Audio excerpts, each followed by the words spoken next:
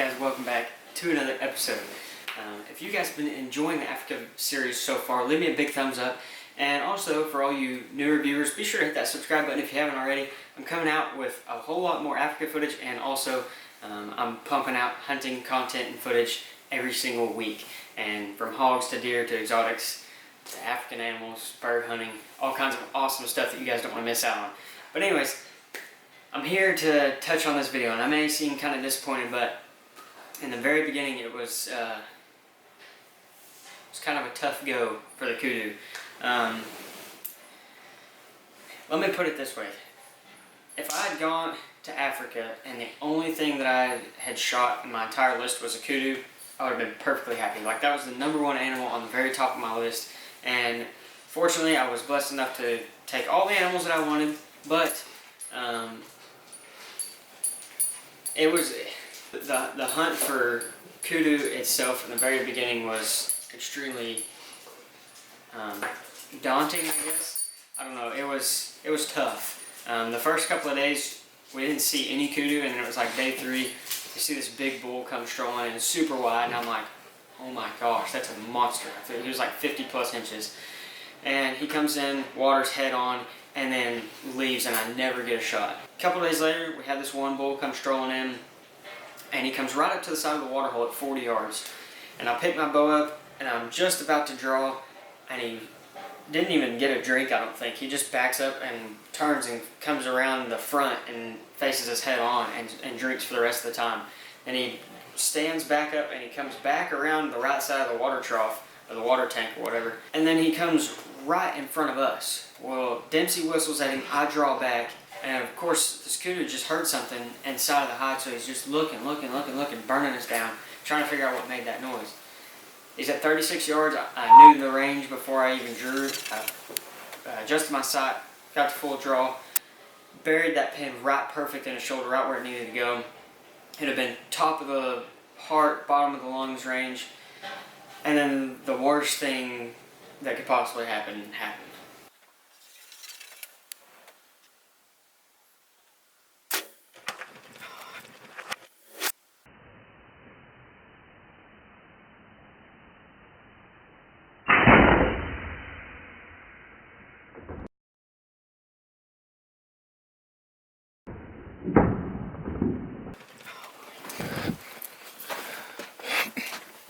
As soon as you see my shot from inside the hide, like the GoPro footage, I'm just like, I'm so bummed, because that kudu ducked so hard.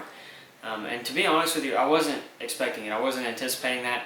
And as an ethical hunter, I can't make myself take my sight and my bow and everything at full draw and aim, a foot down on the leg of an animal and hope that it drops. I just can't. I can't do it. There's a lot of people that will aim low off of the body on an animal, but who's to say that he's not going to duck? Hitting way too high.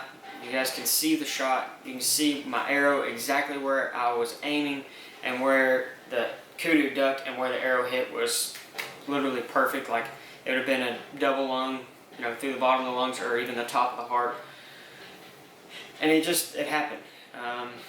Originally, I wasn't going to share that first kudu, but you know what? I've always made the promise to you guys that I'm going to share everything, so this is everything.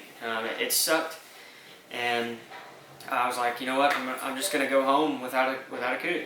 That's just how it is sometimes. It's hunting. It goes that way.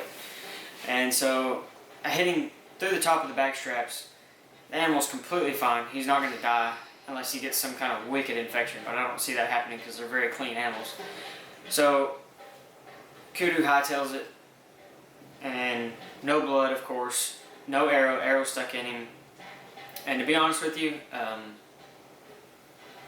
I wish that I actually would have spined him, and then I could have hit him with another arrow or shot him with a gun or whatever, just to put things to end.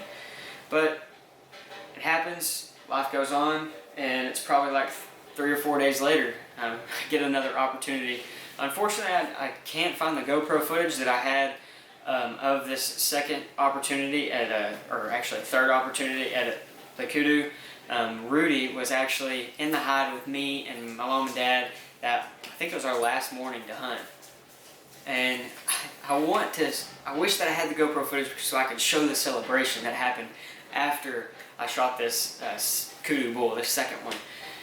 This big bachelor group comes in. There was only one shooter in the group, and same stinking thing. Kudu comes in, he's watering sideways, gets up, walks around, waters head on. I had no shot. And then there's a younger one that's off to the side. He's just kind of hanging around. All the rest of them had moved off.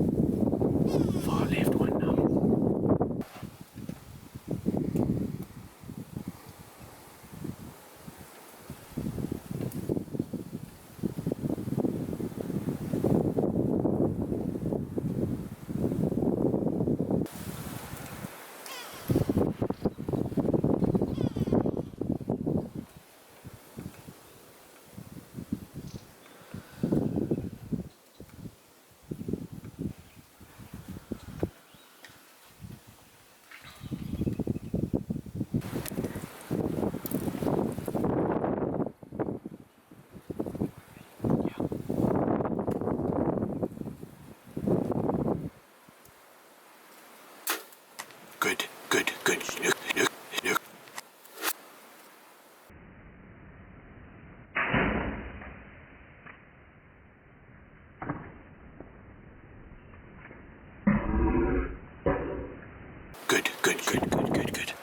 We got him.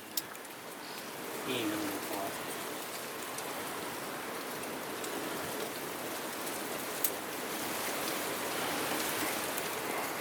Good.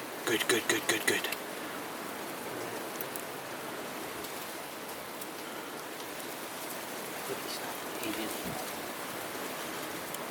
These sides out right now.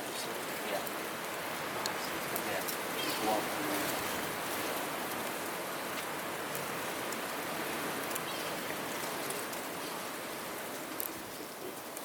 This was super crazy too because this young bachelor group comes in and there's one shooter bull in the herd, and he doesn't even drink. He doesn't eat any molasses or drink any water or anything. He just comes through, skirts around everything. The younger bulls watered, they kind of ate a little bit. I had one young bull facing us, he was like quartering to us or quartering away, and he was eating molasses, but he was too young. I wasn't going to shoot him. He needed some more time to grow. So they all wander off. And at this point, I'm like, last morning, it's probably not going to happen. Like, I'm just not meant to come home with a kudu. And as crazy as it happened, I still can't believe it. The big kudu bull, the oldest one in the group, the only shooter, turns around like 10 minutes later and comes back in. And I have a feeling that it was because he didn't have anything to eat and he didn't drink anything. So he left the herd, left the younger bulls, and comes back, stands at the molasses at like 36 yards, 37 yards, adjusted my sight, drew my bow, and it was a marginal shot, I will say that. He didn't really move on me a whole lot, didn't really duck, but I think it was just me and my bow hand. Like, I was so nervous that after the shot I just kind of pushed my bow hand just a little bit. Still got in the backside of the lungs. We watched this bull run off, and he ran probably 100 yards and then stops. Beds down, and we could see him. He was just laying there. He was hurt bad, and he's just picking his head up and moving around. And we watched him for like 30 minutes. And I was like, you know what? I can't let him suffer any longer. I've had enough. Let's just go finish it. So me and Rudy, we grabbed the rifle, hop out of the hide, and I wish that I would have had a GoPro on my head for this last part, because this isn't on video. I wish that it was, but it's not.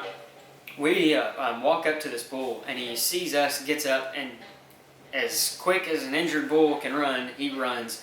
Rudy pulls up, shoots, and I don't even know where the first shot went. I don't even know where the second shot went. But I know that the third shot hit him in the top of the spine and took him down, and then we walked up, put another round with a pistol right behind, right in the lungs, finished it off instantly. So I just felt bad at, like, you know, I shot him, he was gonna die. Like, if we would have given him another 20 minutes of laying there suffering, he would have died, but we just jumped out and sped up the process, just finished it. So super crazy, and I got my big bull. It wasn't a 100% archery kill, which is fine. There's more trips to Africa coming, so there will be more opportunities at getting a 100% archery kill on a cougar bull, but I wanted to share this one with you guys anyway. Super awesome, very, very awesome. I'm stoked with my bull. He ended up measuring perfect from the basis to the tips, 45 inches, and on both sides, that is. So now I need something above that 50-inch mark, and I need it to be 100% an archery kill. I'm very, very, very fortunate, very blessed. We had an amazing trip, but this isn't all of the footage that is coming. We still have a lot more stuff coming out. There's a couple Impala, there's a load of warthogs, and then we did some bird hunting while we were in Africa too, so you guys will just have to stay tuned for that. But now, I did film an outro for this video, so you guys can watch that now, but I just wanted to say that I didn't film an intro for this particular hunt, shocker, right? But the way that everything happened, it was like the book was left open and it wasn't fully written, so I needed to jump in here and kind of give you guys some context and write the story and let you know how it all unfolded and how it all went down. Enjoy this outro. You guys are awesome. Hunting kudu this past 7 or 8 days has been a roller coaster of emotions. My first one you guys have seen already. Jumped the string, hit too high, and then these guys come in and we get super excited. The first thing this morning, they came in actually very early, about 9:20, and they come in, feed just a little bit. This guy was the only bull that didn't get a drink of water, and they all move off, and our wind was kind of swirling.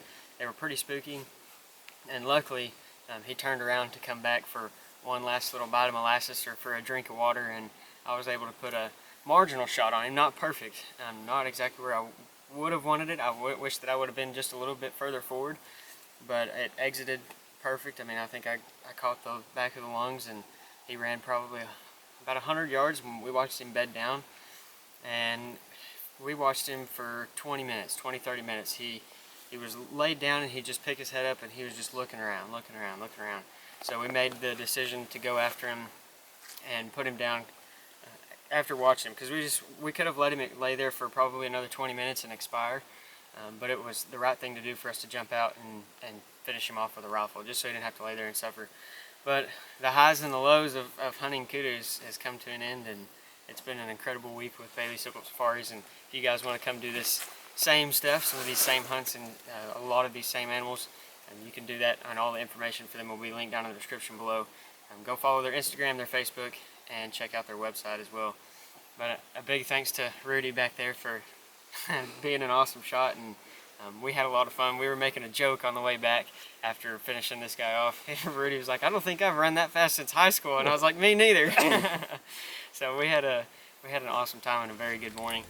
And I think what do we have left? A zebra. Zebra. And a whole bunch of birds for your dad. Yeah, a whole bunch of birds. But you guys will be seeing those in some later videos. Thank you so much for watching. Hope you guys enjoyed this video. Leave me a big old thumbs up and hit that subscribe button if you haven't already. You guys are awesome, and I'll see you tomorrow.